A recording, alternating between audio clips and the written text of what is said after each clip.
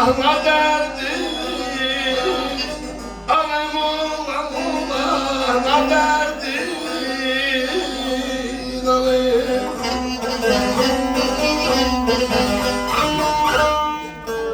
Könlüme toxunma, qəlbi incəyəm. Anlamaz yanında pəsiyəm. Hər şəmin başınası dolanmamışam. Mən ancaq günəşin pərvanəsiyəm.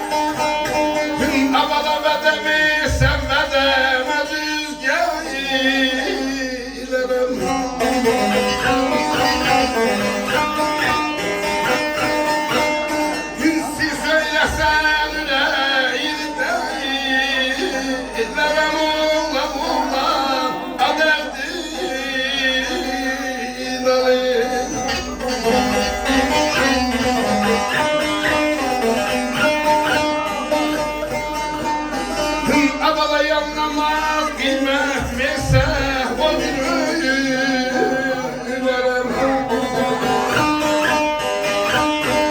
Ben ancak kadarlar dürdanayı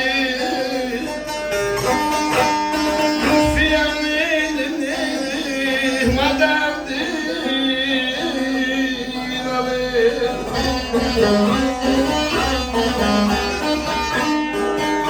Səfərəm bunları bilinə başlar.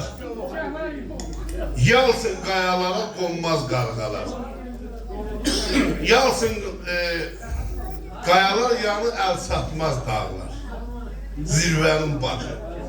O bəzi aşıqlar görürsən oxuyur ki, alçaq dağdan duman qalır.